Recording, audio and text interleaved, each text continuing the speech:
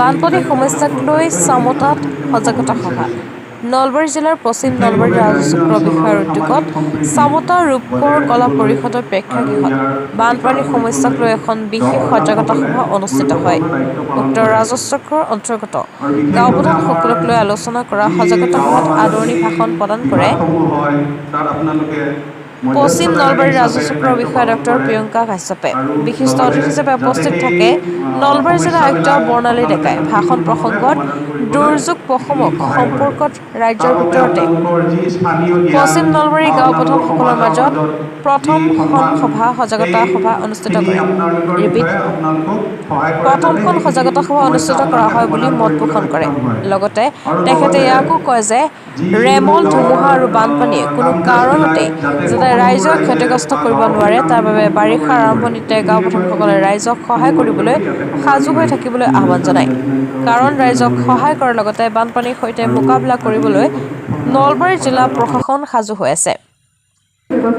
আনহাতে নলবাৰী জিলা অতিৰিক্ত আয়ুক্ত তথা জিলা মুখ্য কাৰ্যবাহী বিষয়া ৰুনাফ ৰামচেৰী, নলবাৰী জিলা দুৰ্যোগ ব্যৱস্থাপনা প্ৰাধিকৰণৰ প্ৰকল্প বিষয়া হেমন্ত বিশ্ব আৰু অতিৰিক্ত জিলা আয়ুক্ত আশুতোষ ডেকাই ভাষণ প্ৰসংগত যিকোনো দুৰ্যোগৰ সময়ত গাঁও প্ৰধানসকলে ল'বলগীয়া ব্যৱস্থাৰ বিষয়ে বিশদ বিৱৰণ আগবঢ়ায়।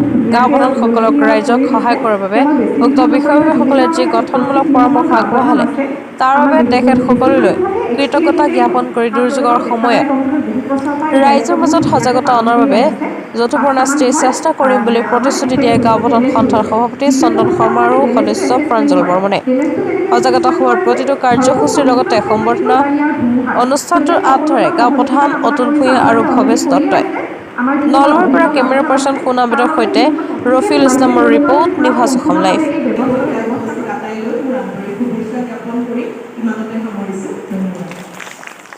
প্ৰায় 2010 চনৰ পৰা এই যোৱা 14 বছৰ মই এই নামনি অসমৰ বিভিন্ন জিলা বা মহকুমাত আছোঁ, ৰঙিয়াত আছিলোঁ, বৰপেটাত আছিলোঁ, কোকৰাঝাৰত আছিলোঁ, গোৱালপাৰাত আছিলোঁ। প্ৰায় 12-15 বছৰ মই এই এৰিয়াটোত কাম কৰিছোঁ। কিছু বস্তু দেখিছোঁ যে এটা হৈছে যেতিয়া মানুহ এজন কোনোবা এজনে সাঁতুৰি পেলাই ডুবি যায় ল'ৰাটো, তেওঁক বচাবলৈ গৈ আৰু দুজনৰ প্ৰাণ হেৰুৱায়। সেইকাৰণে যদি আপোনালোকৰ অঞ্চলৰ যিসকল অলপ এক্টিভ মানুহ আছে, যিসকলে ডুবাৰু বা এনেধৰণৰ ষ্ট্ৰং ছুইমাৰ্ছ হয়, তেওঁলোকৰ লগত এটা যোগাযোগ ৰাখিব পাৰে যে কোনোবা যদি এনেধৰণৰ এটা কৰুণ পৰিস্থিতি হয় যাতে গৈ মানুহ এজনে তেওঁক গৈ বচাওঁতে তেওঁৰ জীৱনটো নেহেৰুৱায়। আৰু লগতে ৰেস্কিউৰ কাৰণে আমাৰ SDRF আছে, SDRF বহু ক্ষেত্ৰত মই বহুত এক্টিভ দেখিছোঁ। তেওঁলোকক পোৱাৰ লগে লগে আহে, তৎসত্ত্বেও গাড়ীখনত তেল ভৰোৱা, গাড়ীত নাওখন লোড কৰা কৰি যাওঁতে 2-3 ঘণ্টা হৈ যায়, ইপিনে 4-5 বজাত আন্ধাৰ হৈ যায়। সেইকাৰণে তেওঁলোক গৈ পোৱালৈকে মানুহজনৰ বাচি থকাৰ সম্ভাৱনাটো ক্ৰমান্বয়ে কমি গৈ থাকে। এই বস্তুটো যদি প্ৰথমতে মই আমাৰ নলবাৰী বিধায়ক মহোদয় বাইদেউলৈ মই শ্ৰদ্ধা জ্ঞাপন কৰিছোঁ। মই মাইক্ৰফোনৰ ওচৰত আহিবলৈ অনুৰোধ জনাইছোঁ। আমাৰ আটাইৰে শ্ৰদ্ধাৰ পশ্চিম নলবাৰী ৰাজচক্ৰৰ চক্ৰ বিষয়া ডক্টৰ প্ৰিয়ংকা কাশ্যপ মহোদয়। পশ্চিম নলবাৰীৰ চক্ৰ বিষয়া ডক্টৰ প্ৰিয়ংকা কাশ্যপ, লগতে উপস্থিত DPO DDMA আৰু ইয়াত উপস্থিত অতি শ্ৰদ্ধাৰ আচলতে আমি বিশেষ অভিজ্ঞতা নাই আছিল যদিও আমি ছ'চিয়েলি যিখিনি কাম কৰিছিলোঁ সেইখিনি সময়ত আমি কিছু এটা জানিছোঁ। কিন্তু কথা হৈছে কি 2005 চনত যেতিয়া এই আইনখন ভাৰত চৰকাৰে লাগু কৰিছিল গোটেই ভাৰতবৰ্ষত, তেতিয়াৰ পৰা আজিলৈকে যিখিনি চলি আছে সেই দুৰ্যোগ ব্যৱস্থাপনাৰ ক্ষেত্ৰত ডিষ্ট্ৰিক্ট পাব্লিক নাপায়, কিন্তু গাঁওবুঢ়াজনীৰ ক্ষেত্ৰত কিবা এটা বিশেষভাৱে ভূমিকা থাকে। আৰু এই ক্ষেত্ৰত পাব্লিক সেইটো বুলি কোৱাৰ লগে লগে আমাৰ নলবাৰী ডিষ্ট্ৰিক্ট বুলি কোৱা যায়। আৰু বানপানীটো যেতিয়া প্ৰধানত হয় আমি বিশেষকৈ গাঁও প্ৰধান তেখেতসকলে দিনৰাত একাকাৰ কৰি মানুহবিলাকৰ সা সুবিধাৰ কাৰণে খবৰ লোৱাৰ লগতে কোকৰাঝাৰত আছিলোঁ, তাতে এই গাঁওবুঢ়াৰ অনুষ্ঠানটো ইমান ষ্ট্ৰং নাছিলে। কিন্তু নলবাৰীত আহি মই দেখিছোঁ যে গাঁও প্ৰধানসকল যথেষ্টখিনি এক্টিভ। আৰু তাৰপিছত মই দেখিলোঁ যেতিয়া আমাৰ প্ৰত্যেকটো কথা, যেতিয়া আজিৰ দিনটো খুব ভাল দিনত আজি এই প্ৰগ্ৰামটো হৈছে, কাৰণ আপোনালোকৰ ৰোলটো ঠিক অৱস্থাত আছে। এতিয়া ষ্টৰ্ম ডেমেজ হৈছে তাতে হয়তো আপোনালোকৰ সহায় লাগিব আমাক এছেছমেণ্ট কৰাৰ কাৰণে যে ক'ত ক'ত কি ধৰণৰ ক্ষতি হৈছে। অলপ পিছতে আমাৰ 5:30 বজাত মুখ্য সচিব ডাঙৰীয়াই এখন ভিডিঅ' কনফাৰেঞ্চ ল'ব, তাতেও আপোনালোকৰ যিটো তৃণমূল পৰ্যায়ৰ ৰিপৰ্ট আহিব সেই বস্তুটো আমাক চাবলৈ ক'ব যে কি কি গাঁও প্ৰধানসকলৰ পৰা কি কি ইনপুট আহিছে। আৰু ইয়াৰে লগতে আমাৰ যেতিয়া ৰিলিফৰ কথা আহিব, যেতিয়া অন্যান্য ফাৰ্ষ্ট ষ্টেজৰ কথা আহিব, যদি কোনোবা পানীত ডুবিলে তেতিয়া প্ৰথম যিগৰাকী ব্যক্তিক আমি নৰ্মেলি গৈ চাওঁ তেখেত হৈছে সেই গাঁওখনৰ গাঁও প্ৰধান। আপোনালোক নিজৰ নিজৰ অঞ্চলৰ নেতৃস্থানীয় লোক হয়, নিজৰ অঞ্চলত আপোনালোকৰ কথাখিনিৰ এটা ভেলিউ আছে। সৰুৰ পৰা দেখি আহিছোঁ, সৰুতে মই ককা আইতাৰ ঘৰত আহোঁ তেতিয়াৰ পৰাই গাঁওবুঢ়াৰ যিটো অনুষ্ঠান সেই ৰূপত আছে, সেইটো ৰূপত নহ'লে মই 11 বজাৰ পৰাই ৰেডি আছিলোঁ আহিবলৈ, কিন্তু অতুল ভূঞা ডাঙৰীয়াই দুবাৰকৈ মোক ফোন কৰিলে। প্ৰথম ক'লে যে বাইদেউ এতিয়া নাহিব, 1:30 আহক, পিছৰবাৰ আকৌ ক'লে বোলে বাইদেউ আৰু অলপ দেৰিকৈ আহক, সেইকাৰণে মই ৰৈ আছিলোঁ। পিছত আপোনালোক আহিলে, বতৰ যথেষ্টখিনি প্ৰতিকূল আজি, তৎসত্বেও আপোনালোক আহিছে, মই আন্তৰিক স্বাগতম জ্ঞাপন কৰিছোঁ। আৰু বৰ বেছি দীঘলীয়া বক্তব্য আজি মই নিদিওঁ, মই আপোনালোকৰ পৰা জানিব বিচাৰিছিলোঁ আপোনালোকৰ অভাৱ অভিযোগ বা আছে যে এইকেইদিন সাঁতোৰা জাতীয় যাতে তেওঁলোকে নকৰে কাম আৰু অন্যান্য যিখিনি এক্টিভিটিজ আছে সেইখিনিৰ এডভাইজৰীখন আমাৰ DDMA তৰফৰ পৰা দিয়া হৈছে, সেই বস্তুটো আপোনালোকে চাব। লগতে আজিৰ কাৰ্যসূচীটো এটা বহুত বিতংভাৱে আমি ভাবিছোঁ, সময় অলপ আমাৰ কমি গ'ল যিহেতু বতৰ বেয়া আছিলে, কিন্তু এই কম সময়ৰ ভিতৰতে মোৰ অনুৰোধ থাকিব যে যিখিনি আপোনালোকৰ এক্টিভিটিজ বা যিখিনি আমি ভাবিছিলোঁ এই গোটেইখিনি বস্তু কাভাৰ কৰি ল'ব। ইয়াতে আমাৰ আছিলে এটা আমাৰ যিটো অধ্যায় আছিলে, এইটো আছিলে যে দুৰ্যোগৰ সময়ত ক্ষতিগ্ৰস্ত পৰিয়ালৰ বাবে থকা বিভিন্ন আৰ্থিক সাহায্য। স্বাগতম জনাইছোঁ। আৰু লগতে ADC ছাৰ আশুতোষ ডেকা, ৰেভিনিউ ADC, আৰু আমাৰ ডিজাষ্টাৰ মেনেজমেণ্টৰ CEO তথা ADC বাইদেউ ৰুণাম ৰামচেৰি বাইদেউ, লগতে ডিজাষ্টাৰ মেনেজমেণ্টৰ সচেতন কৰিবলৈ এই সভাখন আজি ইয়াতে অনুষ্ঠিত কৰা হৈছে জিলা প্ৰশাসনৰ ফালৰ পৰা।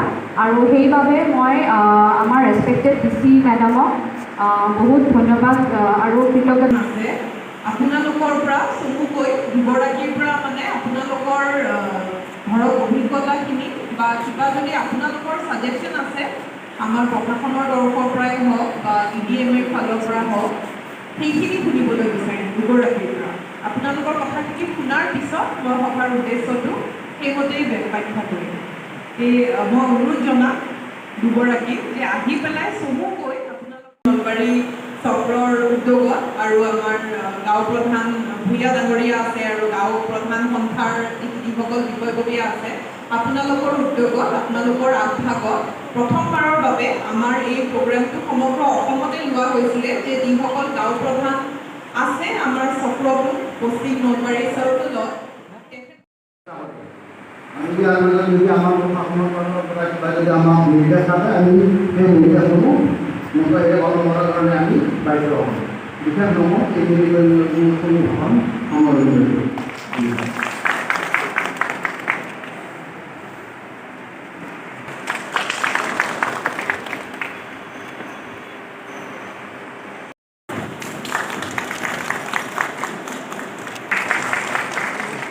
এইবাৰ আমি আদৰণি জনাব বিচাৰিছোঁ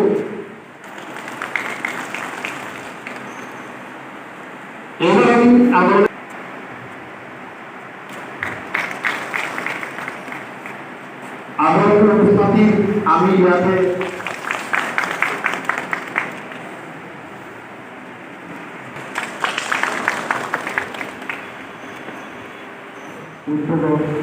অনুষ্ঠিত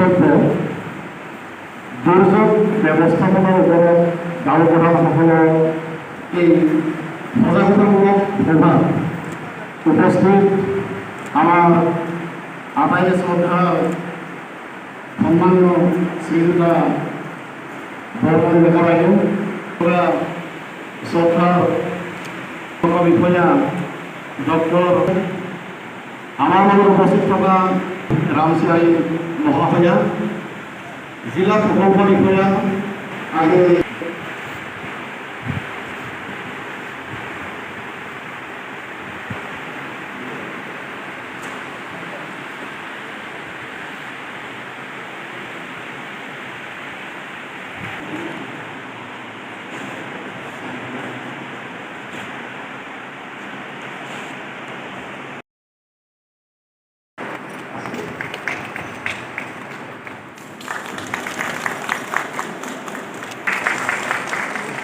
এইবাৰ আমি আগ্ৰহী জনাব বিচাৰিছোঁ এটা নতুন প্ৰগ্ৰাম কৰিছিলোঁ আমাৰ গাঁও প্ৰধান এছ'চিয়েশ্যন আছে চামতাৰ যিসকল গাঁও প্ৰধান আছে আৰু লগতে DDMA ডিষ্ট্ৰিক্ট ডিজাষ্টাৰ মেনেজমেণ্ট অথৰিটিৰ পৰা এতিয়া মানে দেখা যায় যে আজিকালি প্ৰত্যেকটো দুৰ্যোগ ব্যৱস্থাপনাৰ প্ৰত্যেকটো ক্ষেত্ৰতে গাঁও প্ৰধানসকলৰ যথেষ্ট ভূমিকা আছে আৰু ফৰ্মেলি মানে তেখেতসকলৰ লগত ইণ্টাৰেকশ্যন আমাৰ তেনেকৈ হোৱা নাছিলে বা এটা অৰিয়েণ্টেশ্যন যে কি তেখেতসকলৰ জানিব লগা কথা কিখিনি আছে বা তেখেতসকলৰ যিখিনি ক'বলগীয়া আছে গোটেইখিনি এটা আমি গোটেইখিনি বস্তু মিলাই পেলাই ধুনীয়াকৈ এটা প্ৰগ্ৰাম মই দায়িত্ব দিছিলোঁ ইয়াৰে গাঁও প্ৰধানসকলক আৰু তেখেতসকলে ধুনীয়াকৈ আগভাগ লৈ কৰিছে ইয়াতে বহুকেইটা কথা জড়িত হৈ আছে যে দুৰ্যোগ ব্যৱস্থাপনাৰ ক্ষেত্ৰত গাঁও প্ৰধানসকলৰ ভূমিকাটো কি ভীষণ বসুন্ধৰাত তেখেতসকলৰ কৰণীয় কি আছে কেতিয়াবা আমাৰ দেখা যায় যে জুইৰ ঘটনা হয় জুইৰ সময়ত ডেমেজ হ'লে কি তেওঁলোকৰ কৰিবলগীয়া থাকে ফাৰ্ষ্ট এইড কেনেকৈ দিব পাৰি বা আমাৰ আজি ষ্টেটৰ যিটো SDRF আছে SDRFৰ লোকসকলো আহিছে